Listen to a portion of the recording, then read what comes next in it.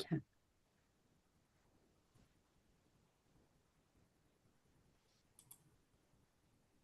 All right. I think Hey, we're we're live. all right. We're live. So, welcome to everybody tuning in. Hopefully, everyone can see and hear us. For those of you who don't know me, I'm Josh Ebert. I'm with A3, the curriculum development manager here, and I'm kind of a new face with the A3 team.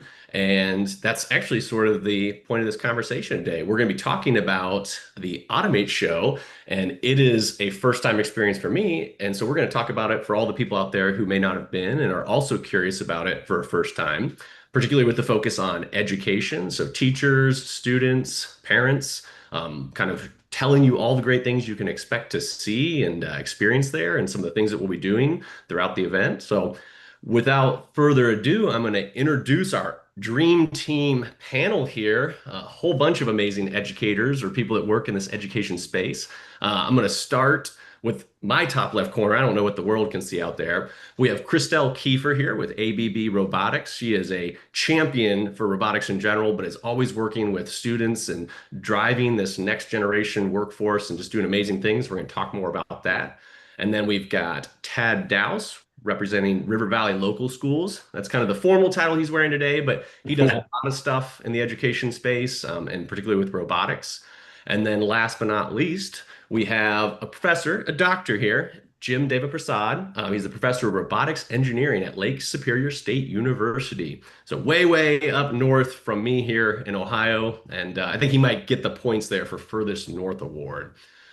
So yeah, without further ado, like I said, we're gonna jump in here, kind of get some conversation started, and just talk through this experience. So I need you guys to tell me what I can expect, as a first-time Automate attendee, thinking about, the education experience and what all is out there. So I'm gonna throw out the question, what can first-time educator attendees expect? So just thinking right now about maybe those teachers, whether they're high school or collegiate, what kinds of things can they expect, just keeping it broad at first? And maybe I'll start with you, Tad, if there's, yeah, as someone who's been there, if there's some experiences you want to throw out.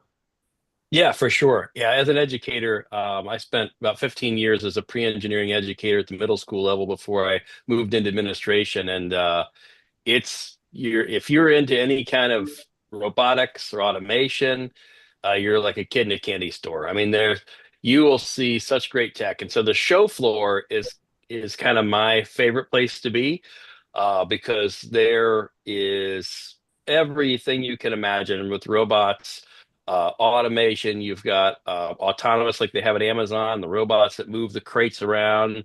We had last year, I think they had a guy that was playing drums with a robot, and the robots would come on and they would play the drums, and he would play with them collaboratively.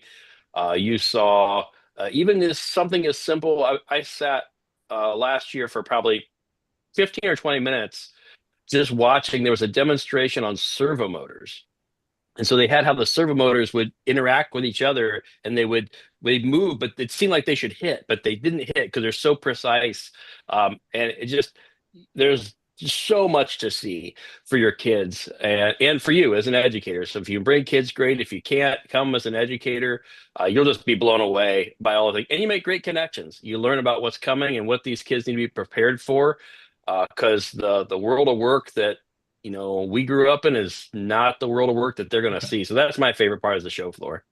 Well, the show floor, from what I understand, is not just maybe like you think of it, I guess some shows I've been to where it's just booths. I mean, these are, as you alluded to, big, big displays. And these have, I don't want to say hands-on because you probably can't touch a lot of stuff. I mean, there are things happening. In fact, I heard just from Yeah. a colleague today that there was like a massage robot going on at one point. Oh So, yeah, right. so even if you're Yeah, like, well, I I mean, don't know it's what I'm yeah. gonna see there, at least come and get a free massage, or like I said, Yeah. some of these, it's basically Yeah. like you There's said, usually, get a there's candy usually shop. somebody serving drinks. There's a robot serving drinks. There's a robot doing massage. There's robots to talk with. I mean, it's just insane. And like you said, these companies, this is a business to business conference. It's not an education conference. So we're used to education conference where everything is kind of on the cheap. This is a business to business conference. These companies are spending huge dollars making these massive constructed booths. I mean, the booths themselves are sometimes a wonder to see, how they even do this to get this thing set up. So yeah, it's amazing, and you should definitely come. Yeah. Well, and maybe on the note of just talking about company booths, I don't know if Christelle, you're allowed to share any like secrets on what we could expect from, ABB just out there because you guys are going to have a big presence, and maybe you can talk a little about for that. And because you've been there and been a part of our education pavilion, as Tad alluded to, this isn't an education conference, but we have a whole bunch of education initiatives we try to do, one of which is our education pavilion. So maybe if you want to talk about both those aspects a little bit.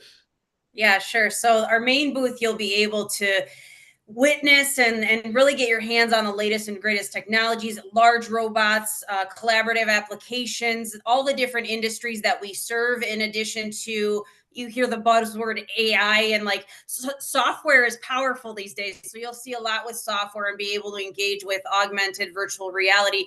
And then shifting over to the education pavilion, you're able to see all the latest and greatest technologies that are in the main booth being applied in the education segment. And these kids come and showcasing their projects, and they're so proud at what they've accomplished. But sometimes they'll take breaks and they'll just run out and like visit all the different industrial booths, and they have their resumes ready, and then they'll network, and it's just a wonderful way for them to share what they've done, but also receive inputs from industry as well on ideas. We've had instances where our ABB team will come over to a student that has a question, and do training with them on, in their booth on a question they had or a challenge they had on programming a robot that they brought to the show. So it's awesome. I mean, it's awesome for parents to buy into this, to see what the future looks like, to support their children in this.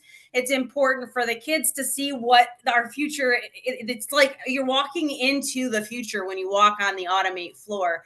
And then for educators, it's a great way for them to start thinking about, how do I bring these technologies and concepts into my classroom in meaningful ways to set everyone up for success. It's just a great networking opportunity. Yeah, no, that's awesome. And I'm going to probably throw my panelists here for a loop because we've got a little script that we're kind of following. If they're following along, they're like, wait, we're out of order. But I always like to keep things organic. And, Christelle, you kind of alluded to this. You talked about students interacting with companies and vendors. And that's something that I've gathered. Like, this is probably a really good networking opportunity too. Not just, I know maybe some people think of that like if I'm going off to college or if I'm looking for a job, there's stuff like that. But this just seems like an opportunity for, teachers to connect with businesses. Maybe it's not like a formal connection, but maybe they're starting something in their classroom and they don't even realize that right up the street from them is a local, robotics company or a manufacturing company that they can get plugged in with and things like that. So there seems like there's lots of opportunities to forge those, networks here. And it seems like vendors are really open to that and having conversations and just connecting. So am I correct in that or?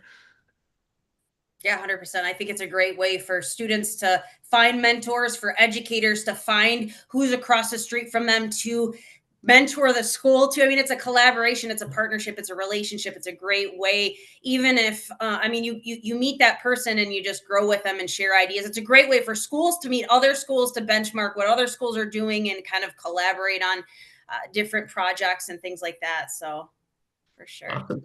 Well, another thing, just in terms of networking, this might be a good question for Jim, because Jim, you're pretty actively involved with First Robotics. Is that correct? Yes. Uh-huh. So I actually heard from a family, or it was a school that reached out, an instructor, and they were talking about trying to find mentors for their first team. And I'm not as familiar with First, but I think that's one of like the critical components. They have to have a designated mentor. So would this be like an opportunity to be able to, I guess, search for people like that to go out and connect and just be able to again use that power of networking? Yes, for sure. I mean, First has a significant role in high schools, in what they're doing, in addition to other Skills USA and PLTW and other programs. But Christelle said, it's networking opportunity not only with community colleges and universities and high schools, but just industries and individuals who are eager to reach out to students and educators, because the biggest challenge that this industry is facing is workforce development. So there's a lot of time and effort and investment that's going into this towards that. And so it's not like, I think there's going to be extra interest and care given to high school, community college, and students who are coming in there because of this whole thing to impress upon them on the workforce development and the dire need for people with skills in this area. And if I may, I want to jump one other thing in terms of what both Tad and Christelle were talking about the general show itself. One of the ways I explained to some folks about the Automate show is like, people sometimes relate to the auto show and what comes up in the automotive industry. I would say to some extent, Automate is the robotics and automation show and what's in cool that's right now and what's coming up. And it is the largest robotics and automation show in North America, like 45,000 people Yeah, visit. no big I deal, mean, right? it's like people are coming. I mean, it's like amazing. And I guess I would say, bring your cell phone, make sure the lots of gigabyte of storage left because you can really take some amazing pictures, even if you're not able to bring your students to take back and show in the classrooms and to other peers about what's going on with this event. And A3 does a amazing job. I've been involved with the show before it used to be called the Robot Show. I've been involved through A3 for 30 years, and I think it's a great event you guys put together. My number one event to Oh, go thank to you. for sure. Yeah. Let's hope with the new face here that doesn't change this year. It's like, Oh, wow, you just know what? Well, Oh, can I do a pitch for the Education Pavilion if you don't mind? There is yeah, absolutely. Please do. Education Pavilion this year. There are going to be colleges and universities and high schools too who are going to be there. They'd love to talk about the connection between industry and academia and how it's working out and what to expect in the Education Pavilion. I'm afraid to say you'll run into me. So good or bad. So just watch out. But outside of that, there are some exciting college and high school students will be there talking about what they are doing in robotics and automation. And this, again, a good opportunity to network with those groups too. Yeah, it's not all kind of that, I guess, young student to professional adult. There's this opportunity to see maybe kind of those peer mentors, if you will, right? That maybe a young student can be motivated or kind of inspired by seeing a college student, what they're doing, what kind of majors are out there, all that kind of stuff. And I kind of wanted to go back to one thing you said that I think is really cool from what I've gathered about this and what we're seeing, because I also want to give a quick plug that we're expecting, I think, the largest group of students we've ever had. The last time I heard, we were over 1,000, which is like bonkers for us. Every day in our little internal meetings, we're talking about it. We're like, holy cow, that number just keeps going up and it won't stop. But I don't think the students realize that they're sort of the star of the show. That's what I think Jim was kind of alluding to, that there's this huge need right now, and it's only going to grow into the future. And I think we as the professionals all see that. And so they don't realize that we are like looking to them, that they are the future and they are going to be in a way kind of the stars of this show. It obviously is about the companies and all that stuff too, but they're the co-stars, I guess, in many ways. So I just want to kind of throw that in there. But I guess too, I'll just do a quick overview because again, I think going back to what Tad said at the beginning, for some people who maybe are totally new to this, just have no reference for it. This is big show, as Jim said. The world's largest automation show. But in our education pavilion, we're having what I kind of refer to as education initiatives. Different things are going on, different days. We've kind of already at least alluded to one or mentioned one. We have our Educator Day. So that's actually on the Wednesday of the show. That's obviously going to be more, focused on educators. Not that they can't come other days, but that's when we have, things for them to do where they can go into panels, see stuff. But something that we haven't talked a lot about that's going on through all the days is our Automate Student Challenge. And so that's just that I want to make sure. I'm sure we'll talk a little bit more about it. But it is an opportunity, as I think Christelle maybe alluded to it in something she said, where there's going to be students there that are having the opportunity to show off the stuff they're doing through competitions like VEX. And that's just, they're again kind of these stars where some of these companies are going to be able to see what this young talent is already doing at young ages as they're coming up, through these STEM programs. And so that's something that's worth checking out for anyone who's going by, and whether you're a parent that's stopping in or a student, even if you're not part of those, go by, see what other schools are doing. Because we actually had a school reach out to us that wanted to create their first VEX team just to come to the Automate Student Challenge, which was also just awesome. That's the kind of stuff that we want to see these initiatives inspire for people just to come, be exposed to stuff and go, oh my gosh, I didn't know that's going on, or that's going on. But it's, this opportunity just to see all the great things going on. So I'm gonna go back here real quick to my questions to queue up some more. But so we've talked a little bit about kind of that broad perspective of the networking and all the different opportunities there. If they're a student coming, is there any one big highlight that any of the three of you would feel like there's something that is just something they have to put on their list to see, a booth they have to go to, something, that's just like kind of your aha moment that you've had in years past, or that you've seen that maybe is going to be new this year? And I'll open it up to either of you to start. I won't have to call on anyone. I would say, first of all, to go back to your point there, Josh, that in terms of the workforce development and the demand, there's no doubt that the demand exceeds supply.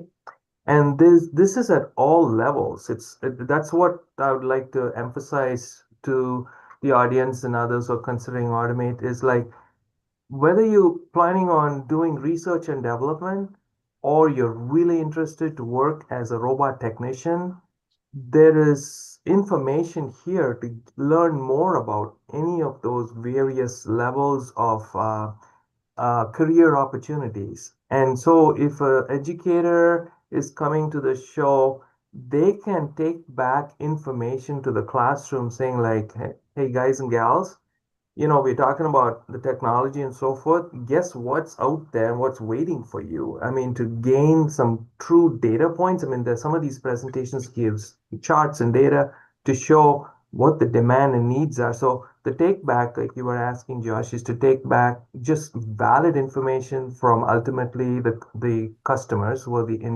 industry, all the things they're in need of, and connecting it to what they're doing in the classroom. For the students, is it's like to if they're kind of not sure, they think robotics is cool, automation is cool, but they're not quite sure what are some career paths and how do I get there? If I want to be an engineer, a robotics engineer, what are some options do I have? So You you could can, probably give a good plug for that, right? LSU's got a Mhm. program. yeah. So Casual. and talk to some educators and talk to Tad and Crystal and others, and hey, what are some career paths and exit points from colleges and universities that will suit my interests and my aptitude and my abilities and my career goals? This is a great place to find that out, not only from the educators and other people in the education pavilion, but the ultimate place where they can form and build their careers. Well, on that note, we actually do have a page that's set up that they can locate on the Automate Show site where companies have started putting out actual job postings. So that's obviously going to cater a little more to a specific age group. Probably that really at the high end of high school or wrapping up college type stuff. But like Jim was saying, for a young student to see, what are these jobs? Maybe they're 10 years out from me, but there are jobs that like I maybe didn't know existed because I remember this day when I was in college, there was that viral video that was going around. It was like the What You Know 4.0. I don't know if anyone ever Mhm. saw it. It was an infographic.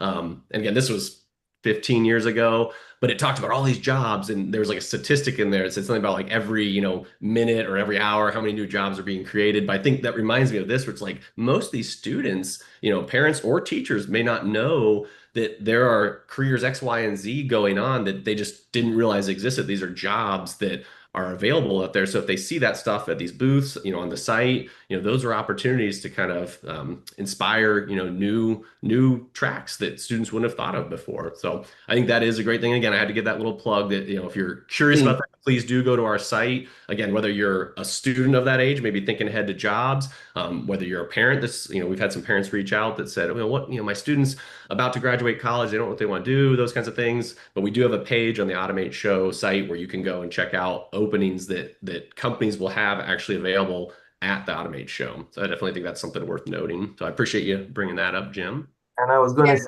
it's automate.org. It's just great information there. Yeah. Well, and maybe it might confuse other people more. So we've got automate.org, which is our institution too, but then there's also automateshow.com where you can go to get stuff just about the show. So both of those are amazing resources.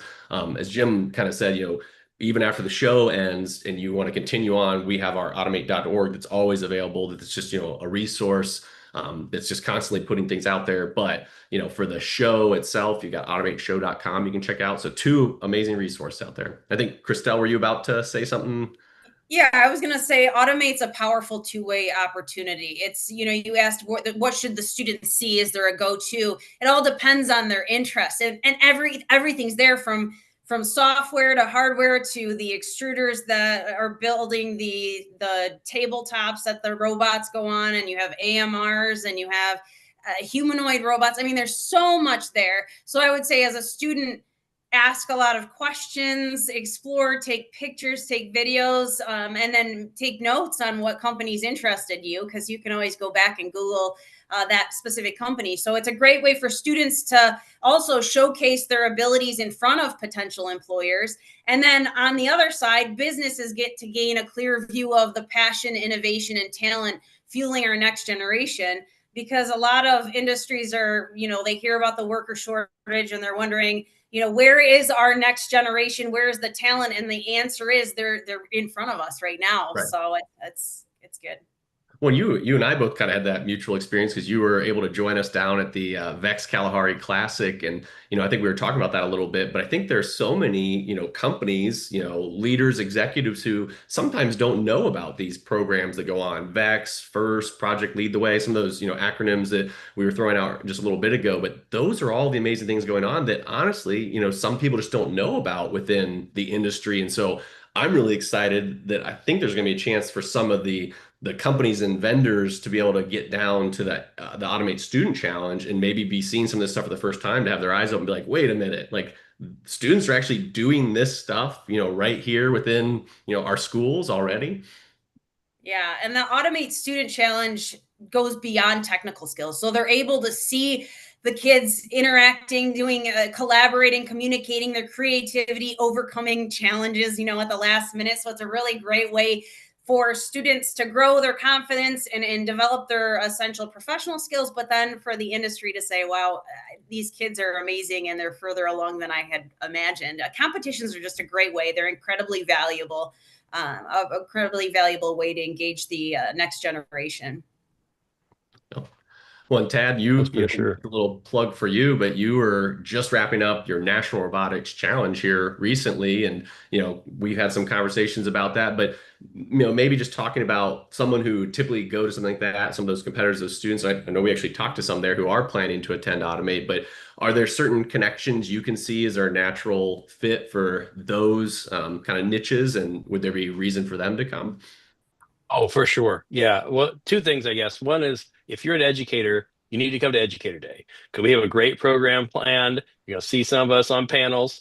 You're going to be able to meet, you're going to be able to meet a lot of other educators. Christelle mentioned it earlier. That networking component is so critical because sometimes if you're a robotics and automation teacher, you might be the only one in your county if you're in a rural area. This lets you network and see kind of what's out there. That's one. Secondly, bringing your students to the show on Thursday or whatever day you can get there. But one thing I would encourage teachers to do is come with a little bit of a plan. You can go on automateshow.com and see what exhibitors are there, right? So have your students do a project ahead of time that says, hey, we're going to find, are there companies in our state? Are there companies where you think you'd like to work? Even looking at like the different manufacturers. Is there a manufacturer that we have a piece of their equipment in our lab that we use? Where's their booth? Do they have a booth? And kind of getting a game plan for how you're going to go in the show. Because one thing that I've done it and just show up and be like, wow, that's cool. But kids, they're going to be like, I don't know what to do. I don't know what to say. But if you give them kind of some pre-planning, like, hey, we're going to go tackle these, maybe do a scavenger hunt. You could do a scavenger hunt and find a representative from every state in the union, I'm sure, and probably half the countries in the world. And getting them like, hey, meet this person, get a card from somebody that's hiring, and then talk to these companies. Christelle and Jim both mentioned the workforce development need. right? So have the students talk to somebody there and say, hey, if I want to work in your business, what are the ways that I can enter? Because everybody just assumes I got to go to college or I've got to go to a 2-year school. There's a number of different entry points into this world. And as we've talked about already in the panel, the idea that you're continually learning and you're continually growing, and you're continually getting certifications, that's just automation and robotics now. You're always going to be learning something new. AI is changing the world, it's changing everything. And so you can enter at a company maybe near you, maybe with, not a ton of skills and get started and get on the plan and boom, next thing you know, 20 years from now, you're the CEO. So there's just so many opportunities to engage with these exhibitors. And I will say, I think Christelle, you're in this world, so really relates to you. These companies are anxious to talk to students, right? They know these students are their future. So they are all about making sure that they are engaging. And when a student comes up, they're not like, ah, you're a kid, I don't want to talk to you. They're like, hey, you're the future. We want to talk to you. Come over here. Here's a pen. Here's a bag of goodies. Take this back. Remember me when you look for a job because we want to hire you. And it's just really great for kids to feel, they just feel so valued, because they know that, man, I got a future here. So many good opportunities there. And I would recommend make sure you do a little bit of pre-planning, and you'll have a lot more success with the day.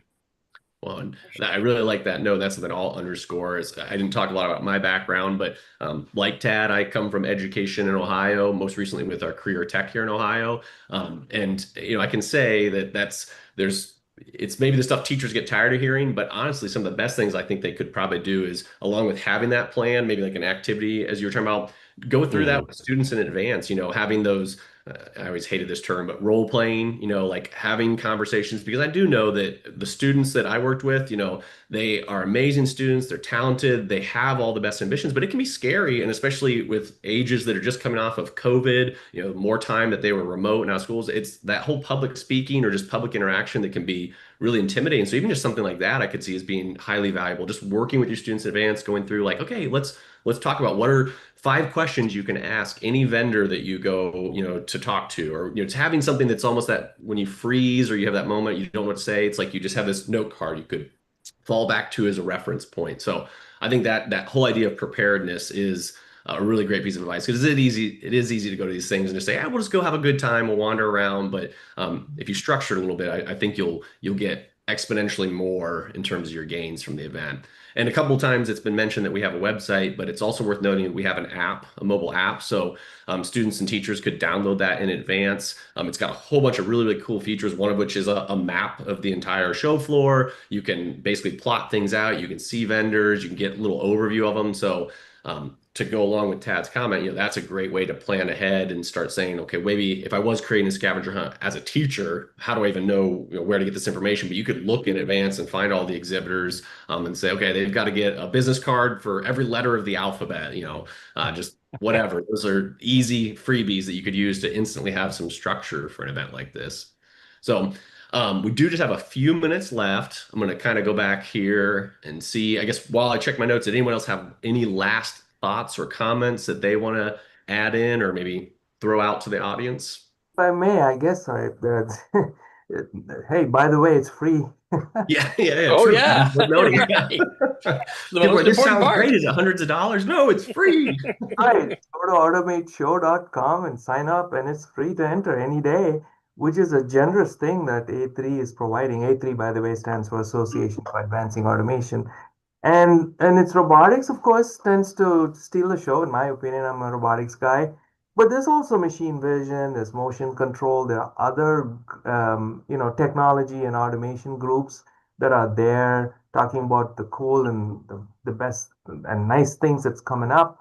And I would say, since I have experienced this, I would tell the educators, if there's a thing that you're looking for and you didn't have the funding to buy, this is a good place to go and talk to an industry and say, hey, this motor controller or PLC or end of arm tool or whatever it may be, do you have an extra one or a refurbished one that you can donate or get our school up and going? I know Christelle's ABB is very much involved in helping. They have for starters, apart from great robots and so forth, they have a fantastic software that you can do simulation, on your computer screen, get kids excited. So these are conversations you can have that these companies would like to engage and would like to help. And they're very generous. The folks out there are very generous, wanting to help a lot. And lastly, I would like to say, like, this is also an opportunity to look at potentially participating with A3 and becoming a member of A3 because you're immediately connected to network and your information gets put on the web and you get to see the other membership. There's 1,300 and more members, companies, not individuals, companies who are members, and they offer so much, not only products, services, and other things. So it's really a great way to get started and get familiar with this. Yeah. Other thoughts from Tad or Christelle? There's no pressure. I just want to give everyone a chance to have a final plug. Maybe for yourselves, feel free. This is a shameless opportunity to be able to talk about your organizations too. I would say, but just a piece of advice is it may be overwhelming because it is so large. But as an educator, start small and just start by connecting. You don't need a full robotics lab or a massive budget to begin. And as Jim had said, reach out to other schools, organizations like A3, or even local businesses who may be willing to support or mentor your program. And don't be afraid to ask questions. I mean, we have a whole community that's eager to help, whether it's educators sharing lesson plans or vendors offering demo kits. You're not alone in figuring this out. So we're all here to support each other and support the future of our society. So Awesome. all good. Yeah. Tad, did you have anything you want to add in at the end here? Or? Yeah, I think you guys got it covered. I mean, again, I cannot I went to it the first time I think 3 or 4 years ago, and now I don't want to miss it. So once you come, you're going to want to go back. There's just so much, again, so much to learn, so much to see, and so many great people. The people on this panel, everybody I've met with A3, they've just been wonderful. They're, again, like Jim said, they're helpful, they're friendly, they want to support schools.